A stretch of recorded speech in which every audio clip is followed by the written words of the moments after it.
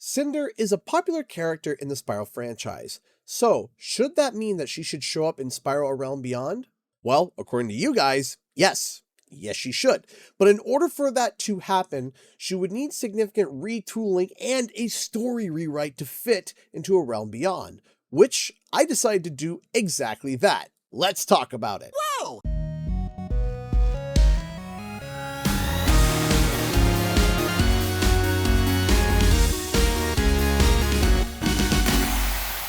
What's up guys, Canadian Guy here, and I am back with the spiritual part 2 of my previous Cynder video.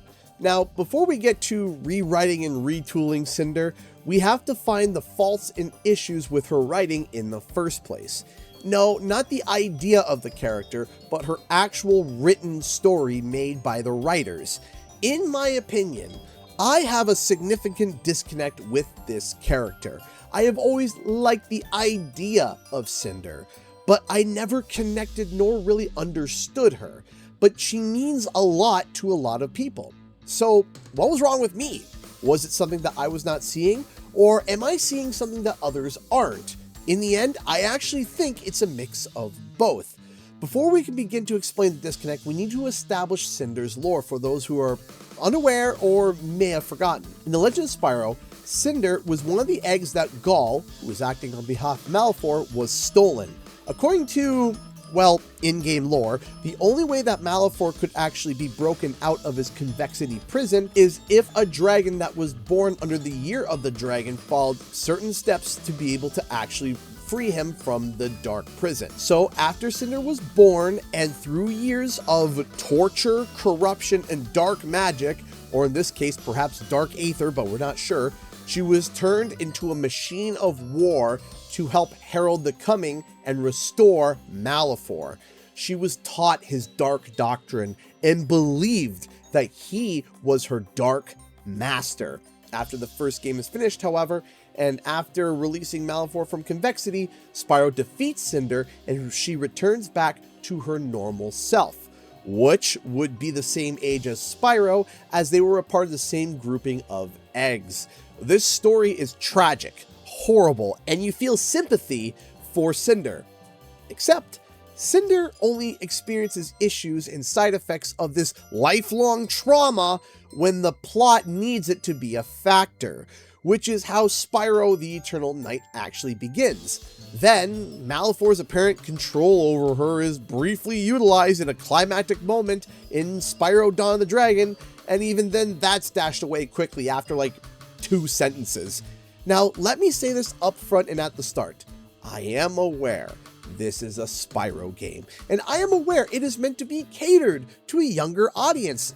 I know, but it's because of this that Cynder's story hits a stumbling block.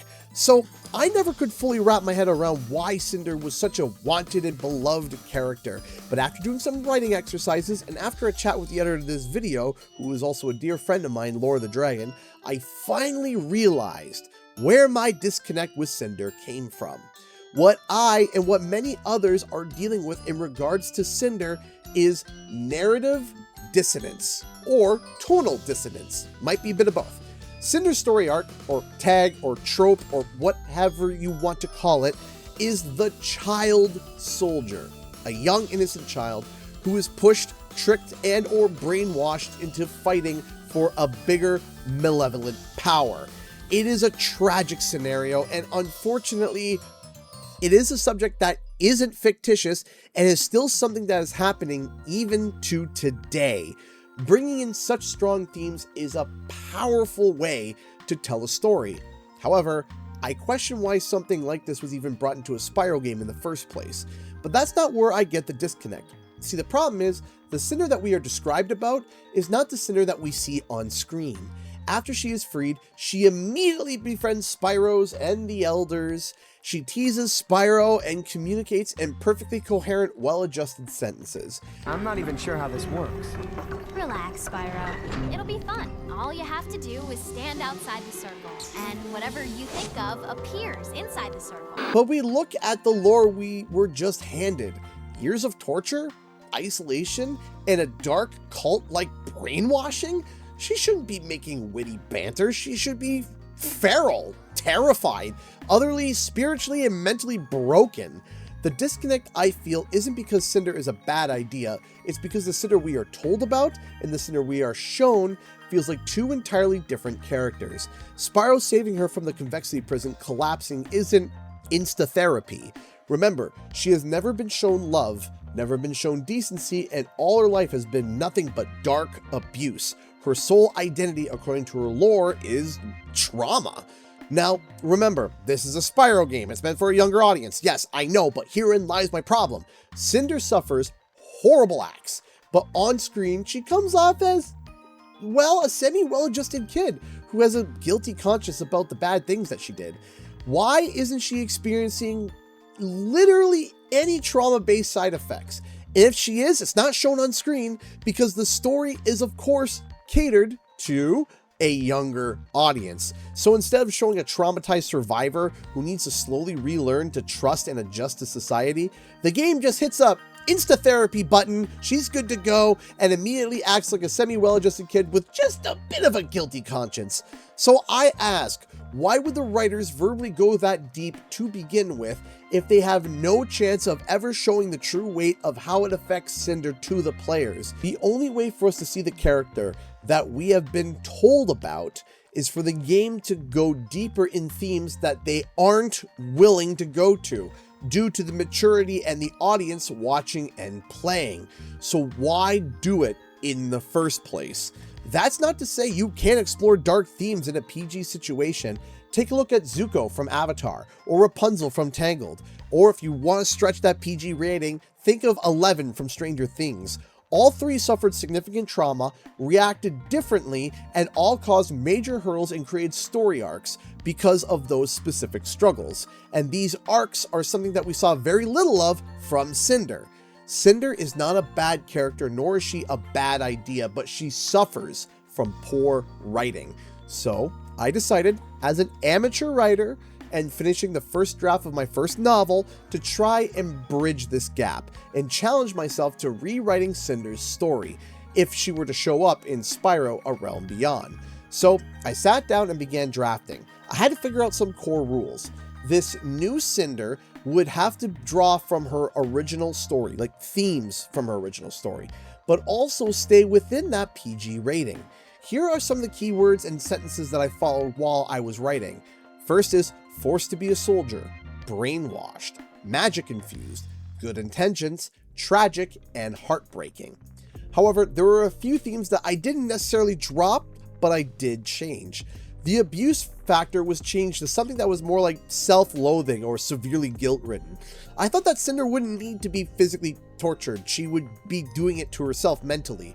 I also added an external factor, which was nightmares. But the one theme that I did remove was the rough upbringing.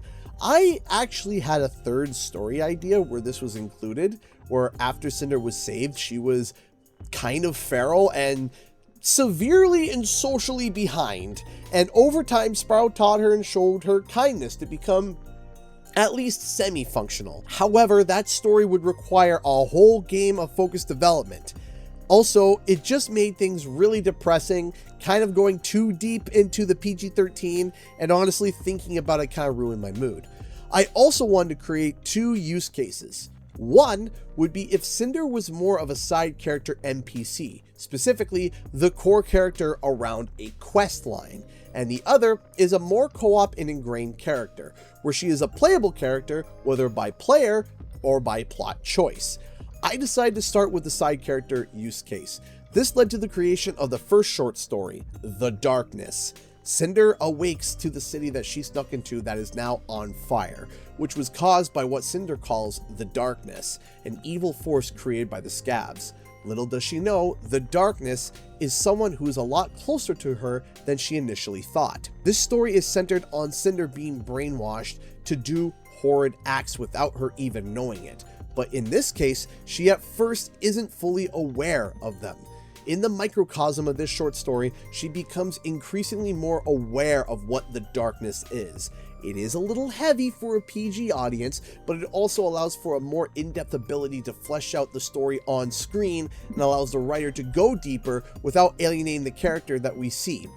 However, this shockingly isn't the first time I've come up with a Cynder story arc.